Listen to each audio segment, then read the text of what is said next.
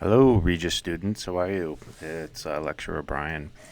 So, I've done some new engineering. I have a new microphone. The videos were scratchy, so it took me a couple days to go get it to work correctly. I've changed to a Microsoft computer, and more importantly, in the table of contents now we have a nice clean structure. So what you're going to see is you're going to see your lesson, and then you'll see the lesson sections. So we're on lesson 7, it'll be 7.1, 2, just like book and chapter.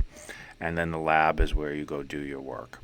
Typically, there's only going to be 3 to 5 sections for learning, and no more than usually 3. It could be 4 of items in the lab for you to go and do.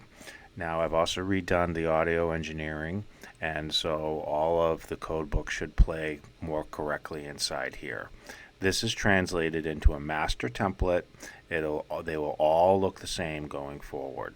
And so I'm really hoping that you're going to have like zero navigation difficulties. I know this asynchronous has been a little bit strange. I'm trying to interpret from you what I am seeing, and I'm going to also be starting to give you all a lot more feedback now that all this engineering is finally where it needs to be. All right, thank you.